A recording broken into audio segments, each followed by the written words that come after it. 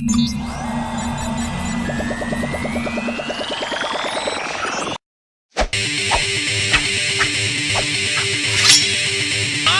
and welcome back to another episode of Halcyon Razor Review. My name's Lauren Risey, I'll be your host for this episode. And on this edition of the Halcyon Razor Review, I know you didn't know I was going to do that, did you? Don't judge me. I'm going to be looking at a game that a lot of people I don't think will have played or are even vaguely familiar with unless you happen, like me, to get a odd gameplay disc with your original Xbox. Jet Set Radio Future. What is Jet Set Radio Future? Why is it worth talking about? Well, it's one of the most fun, best stylistic games with one of the best soundtracks, and one that preposterously still costs around £70 to buy on the original Xbox games I've ever played. Jet Set Radio Future effectively is a story about a bunch of skaters set in Tokyo that are also graffiti artists that have rockets in their boots and listen to cool music. I was young when I played this game, and this again spoke to an aspect of me that a lot of other people don't necessarily have, and that's that sense of being free as a bird, being able to create and inspire and take in the world at my own pace, being on roller skates. I always wanted to learn how to roller skate as well, and I can't. I don't have the balance or the dexterity. However, this was a game that was released as a sequel to an original game called Jet Set Radio. Similar sort of pretense, only in the second game it steps up in terms of graphics, it steps up some elements of its gameplay, and is overall a fairly arcadey experience, but one that, when you delve into a little bit more deeply, has a lot of fun to offer its gamers that wish to play it. And hopefully over the course of the next 10 to 15 minutes, I'll explain why you should go back and give this a shot if you can. So on this episode of the Halcyon Razor Review, let's take a look at Jet Set Radio Future.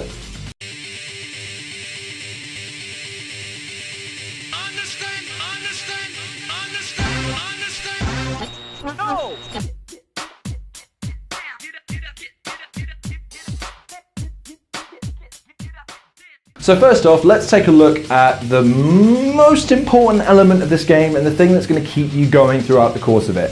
It's gameplay. The game is broken up into sections of Tokyo that are in essence racetracks that you can roam around in, with elements of platforming and collection elements, usually with some kind of race to signal the end of a stage.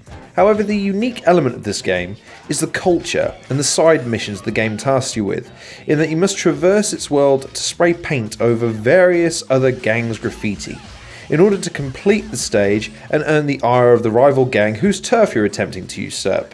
As a member of the GG's gang, you'll begin as an initiate, before unlocking a variety of characters, each with varying attributes of skating speed, health and graffiti ability.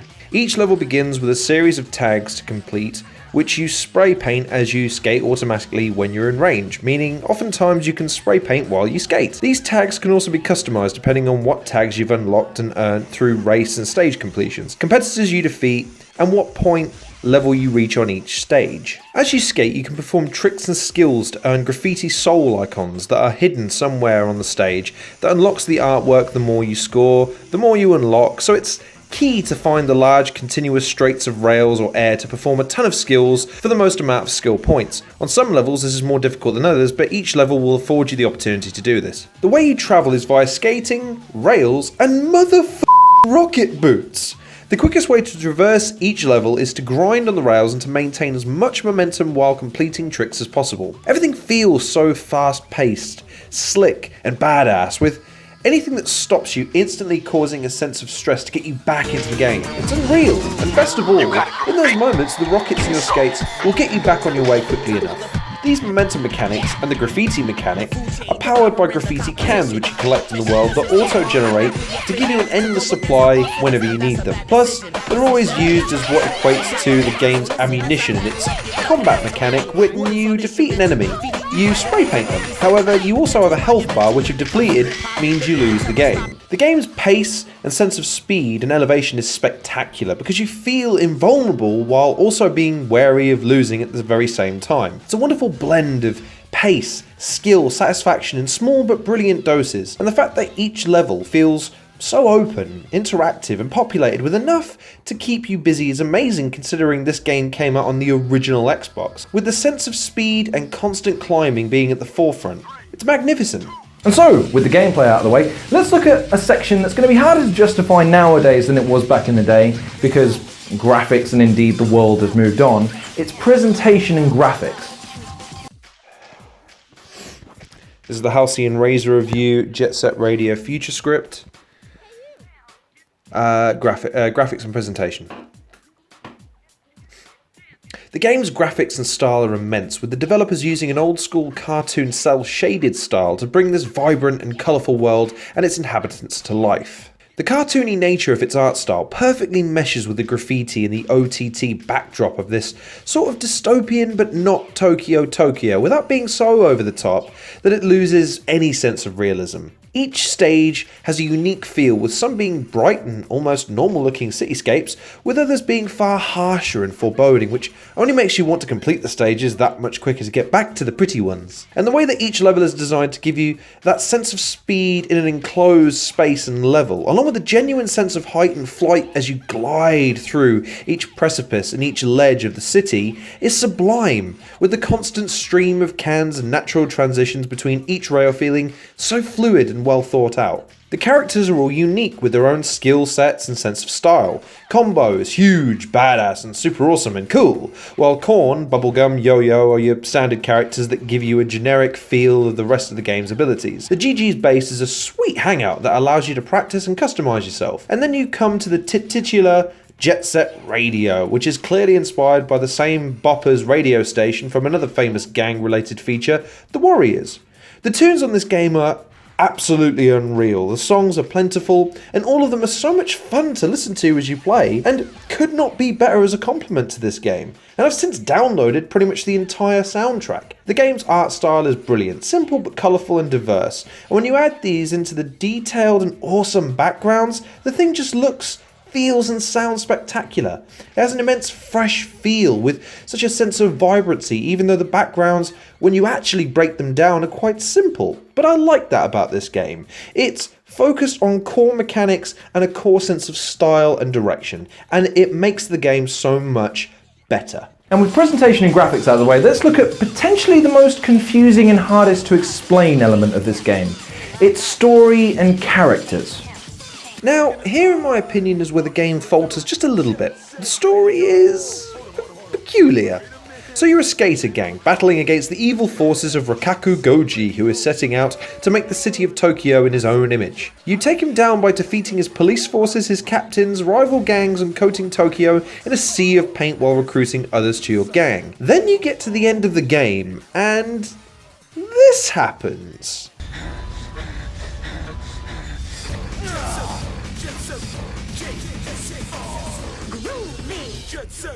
Yep, that's right. With no explanation, a robotic version of the character beat. And then this happens. My name is Rakaku Goji. The world belongs to me.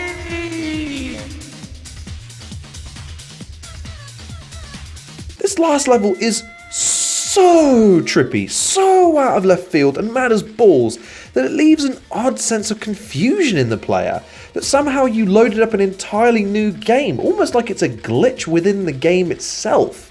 It's jarring to say the least, and I'm not saying it wasn't a fun level, but in context it's just weird and doesn't end the game with a particularly satisfying feeling, which is what I ultimately feel led to this game being widely ignored and forgotten. A shame, given it's such a well-crafted and exceptionally fun experience, akin to if Mario Kart and Tony Hawk's games had babies. It really is that good. It's just the story does nothing inspired until the end, when it goes straight up Gary Busey mental. Unfortunately for the rest of the story, the main characters of Beat, Bubblegum, Yo-Yo, etc.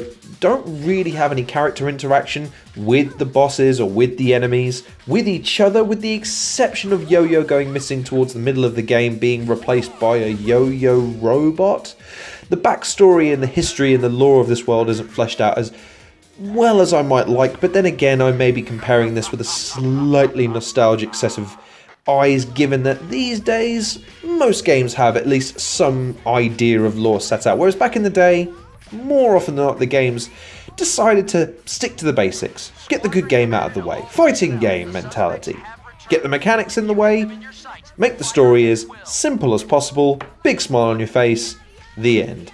And that's where I feel this game sits in terms of its story. It's serviceable, and it does its best to leave you with somewhat of a smile on your face. And really, that's what games are for. So, let's have a look at the verdict. And so, there you have it, Jet Set Radio Future. It's a game that incorporates skating, wall fire, graffiti, weird robot overlords that take over Japan or Tokyo specifically and want to abolish all music and graffiti and expression of self. Falls down a little bit there, but it is Japanese inspired, so what do you expect? You're going to get some kind of boss battle that's preposterous and ridiculous at the end with some kind of robot. Of course you are, Japan. So with that in mind, I'm going to score this game. It's a 7 out of 10. It's a little bit lower than I was hoping to give it because I've gone back and played it and I've realised that there are some fairly large limitations with its gameplay. Its story is laughable, and overall it's a different experience. It's a difficult experience to replay unless you've got the multiplayer aspect, which of course these days, bearing in mind I'm one of the few people that I know have an original Xbox still, is going to be harder and harder to come by as the years go by. However, I can't argue with the level of fun that I had with this game, how different it felt from everything else that I was playing at the time, and more to the point, I've got that nag and that itch to go and play it again, which is the mark of a truly great game. To know that there's an experience out there that you really want to revisit, and more to the point, you want to revisit with your friends. It's a great game. If you've never played it before, it's the kind of game that will suit you if you're the kind of person that enjoys racing games, albeit with a different stint, because effectively that's what it boils down to in a lot of the aspects of its level design. Exploration. And if you're like me, who just enjoys the visual delight of a city to be able to roam around in, the freedom of being able to skate and in its hyper cartoony, realistic world, it's just a really good game to have fun in. A really good arcadey style feel game that you can blast an hour at a time through. You're not going to dump hours and hours into this game at a time. At the most, you'll maybe play this for 2 hours before maybe a bit of tedium sets and you're going to have to set it down. If you've got friends and you can exploit the multiplayer for what it's worth, it's a really unique experience. An amalgamation of Mario Kart and other skating games. It's so much fun. So on that note, I'm going to say thank you very much for watching this episode of Halcyon Razor Review. Please like, share and subscribe. Hopefully this is a game that you've not come across before, in which case recommend it to your friends and share this video as an example of me looking at games that potentially other people don't look at. I'm different. I'm wearing a jacket with a different coloured shirt from the last video, so that gives me some originality, surely? No? Okay, fair enough. In any event, I appreciate you watching this video. Please check out some of the other content creators in the description below. Give their videos a like and a share, I'd really appreciate that. Thank you again so much for watching. Please take care of yourselves. I've been your host, Lorne Risley, and I'll see you guys on the next episode of the Halcyon Razor Review.